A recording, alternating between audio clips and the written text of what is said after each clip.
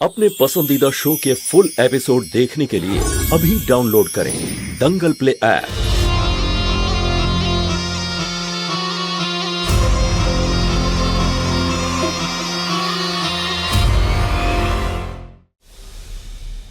আমার কিচ্ছু মনে নেই। তুমি কি বলছো? তুমি এখানে কি করে এলে?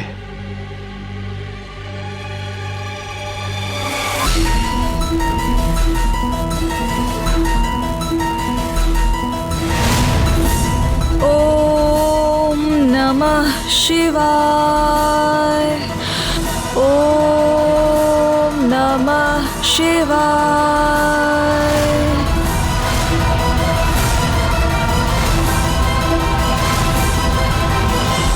নন্দিনী, আমি তোমাকে খুব জরুরি একটা কথা জানাতে চাই। যেখানেই থাকো তাড়াতাড়ি ফিরে এসো।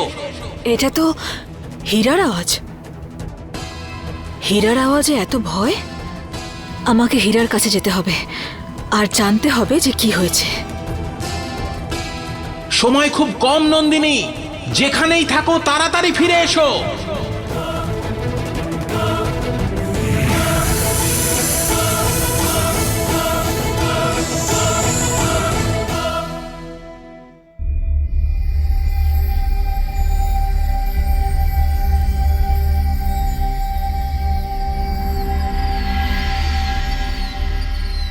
এই সাপের খোলসটাকে এখানেই লুকিয়ে দিই, কারোর হাতে যেন এটা না পড়ে। জানি না এটা কোন সাপের, এটা দেখে আমার যেন কেমন লাগছে।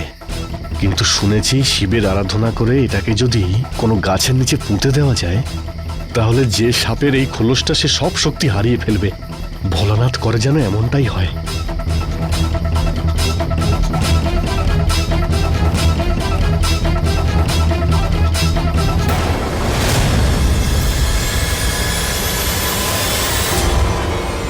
আরে কি করছো তুমি এখানে? এই ভূতের মতো আমার পিছনে আসার তোমার কি খুবই দরকার ছিল? আর তুমি এখানে কি করছো? আমি তোমাকে বলেছিলাম না যে রাজের কাছে থাকবে? তাহলে আচ্ছা, এখন তোমার ছেলেটার জন্য চিন্তা হচ্ছে। সকাল থেকে তুমিই ছিলে না আর আমার উপর দোষ দিচ্ছ। হ্যাঁ, ডাক্তারবাবু বলেছেন পেশেন্টের বিশ্রামের দরকার, তাই আমি এখানে এসেছি। বুঝেছো কি না? আচ্ছা আচ্ছা ঠিক আছে, তুমি যাও, খাবার রেডি করো, আমি এক্ষুনি আসছি। যাও। কিন্তু তুমি এখানে করছিলেটা কি? আমি ক্রিকেট খেলছিলাম। খেলবে? তোমার কি দরকার? যাও এখান থেকে।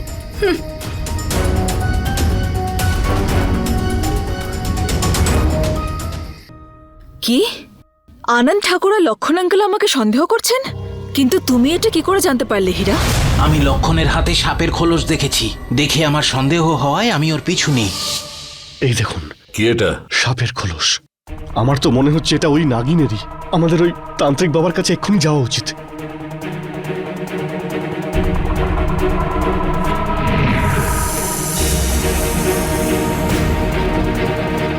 যদি ওই সাপের খোলসটা একবার পঞ্চশীল বাবার কাছে পৌঁছে যায়, তাহলে সত্যিটা প্রকাশ পাবে। নন্দিনীর সত্যিটা সবাই জেনে যাবে। তার আগেই আমাকে কিছু করতে হবে।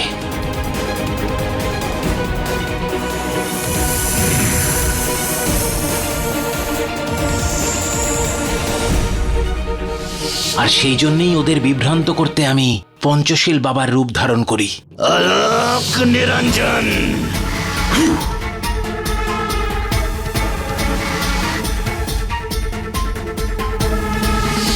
এইবার আমি তোমার জন্য বেঁচে গেলাম হীরা, না হলে জানি না আজকে কি হয়ে যেত। এইবারে তো বেঁচে গেছো শিবানী, কিন্তু এই নাটকটা কতদিন চালিয়ে যেতে হবে সেটা আমরাও জানি না। শিবানী, যখন মনে একবার সন্দেহ ঢুকে যায়, সেখানে পুরোপুরি বিশ্বাস আর কখনো আসে না। হীরা, প্রিয়া, তোমরা দুজন ঠিকই বলেছ। আমাদের কাছে সময় অনেক কম আর রাস্তা খুবই কঠিন। এখন আর নিজেদের সুরক্ষার কথা ভেবে এগোনো যাবে না। আমাদের বিপদের সম্মুখীন প্রাণ দিয়েও করতে হবে। প্রিয়া, কাল আমায় রাজকে স্মৃতিশক্তির ঝিলে নিয়ে যেতেই হবে, যাতে আমি ওকে পূর্বজন্মের ব্যাপারে সবকিছু মনে করাতে পারি। এইবার তুমি আমাকে আর আটকাবে না। এই সময় আনন্দ ঠাকুর আর লক্ষণ আঙ্কেল দুজনেই আমার উপর বাজের মতো নজর গেড়ে থাকবে। এখন আমাদের কাছে আর কোনো উপায় নেই। কিন্তু আনন্দ ঠাকুর আবার যদি উনি সন্দেহ করতে শুরু করেন? আমার কাছে তারও উপায় আছে।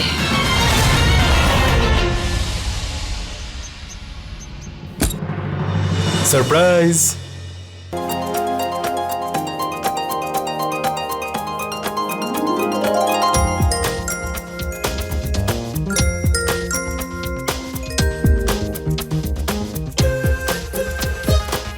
আরে ছোট মালিক আপনি? হ্যাঁ আমি। কেমন লাগলো এই সারপ্রাইজ? খুবই ভালো, একদম A1। এসবের কি দরকার ছিল ছোট মালিক? তোর জন্য এইটুকু করতে পারবো না আমি? চল।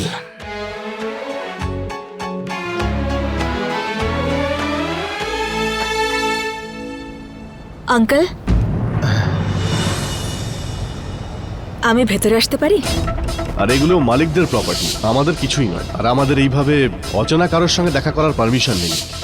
যদি ওই মেয়েটা কোনো নাগিন হতো তাহলে ওই সুরক্ষা কবচ ভেদ করে ভেতরে যেতে পারতো না।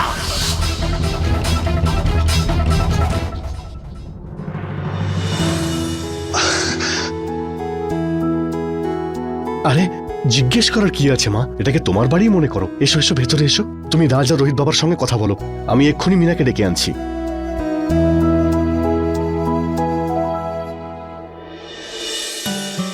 হাই রাজ, আমি তোমাকে দেখতে হসপিটালে গিয়েছিলাম, কিন্তু সেখানে গিয়ে জানলাম তুমি ডিসচার্জ হয়ে গেছো আর বাড়ি চলে এসেছো। তাই তোমার সঙ্গে দেখা করতে এখানে চলে এলাম। I hope you don't mind. Not at all.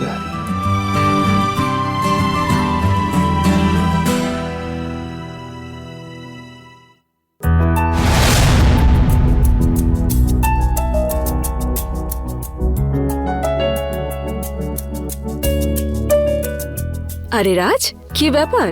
তোমার তো অনেক ফ্যান্স আছে, আমার ফুলের জন্য তো কোনো জায়গাই নেই। আমার তো শুধু একটাই হেলিকপ্টার দাদা আছে,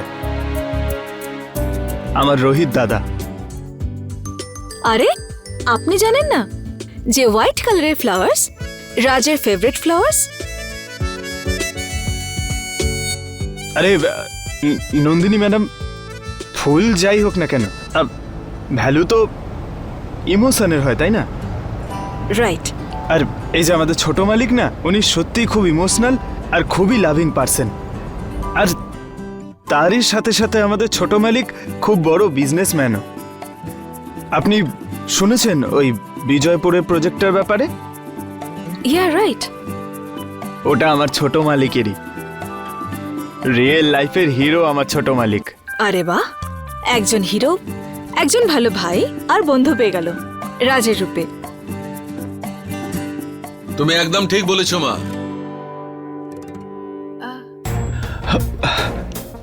বড় মালিক, আরে বসো বসো বসো বসো। আরে কিছু লাগবে না। আমায় কল করতেন, আমি ওখানে চলে যেতাম। কেন ভাই, আমি আমার আরেকটা ছেলেকে দেখতে তার বাড়ি আসতে পারি না? অবশ্যই আসতে পারেন। কেমন আছো? বড় মালিক আমি খুবই ভালো আছি। আজ তো আমি একদম A1 ফিল করছি। আমার সব ফেভারিট লোকজন এখানে এসছে, খুব খুশি আমি।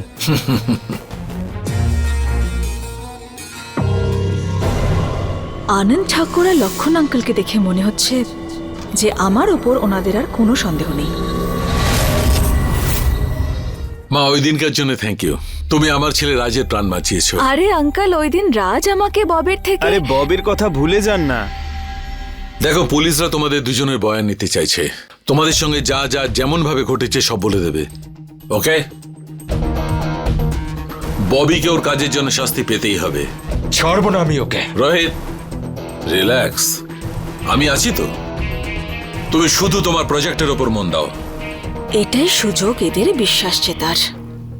আরে আঙ্কেল, আমাকে রাজ আপনার কোনো প্রজেক্টের ব্যাপারে বলছিল। আমার অনেক ভালো লাগলো ওর এই concept. It's like a luxury living for middle class family. Wow, really great idea. Really? Yeah, you think so? Of course, yes. Uncle, আপনি জানেন যে বাবা আমাকে লন্ডন থেকে এখানে এই জন্যই পাঠিয়েছিল, যাতে আমি এমন কোনো প্রজেক্টের সঙ্গে কানেক্ট করতে পারি যার ভ্যালু আমাদের প্রজেক্টের সঙ্গে মিলে যায়। আর আপনার কোম্পানির ভ্যালু আমাদের কোম্পানির ভ্যালুর সঙ্গে অনেকটাই ম্যাচ করে যায়। So I was thinking to invest in your project, যদি আপনার কোনো প্রবলেম না হয় তো। রিয়েলি? ইয়েস। মা, এটা তো খুবই ভালো হবে। যদি তুমি আর রোহিত দুজনে মিলে কাজ করো তাহলে প্রজেক্টের পক্ষে খুবই ভালো হবে। দুজনেই young, energetic, it will be very well. Manohar ই আবার কেন কল করছে? Excuse me. কি? কবে অ্যাক্সিডেন্ট হয়েছে? আমি আসছি।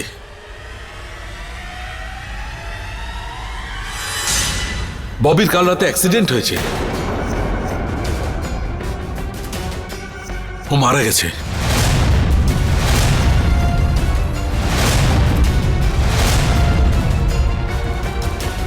যে আমার রাজের ওপর কুনজর দেবে তার আমি এই হালই করব।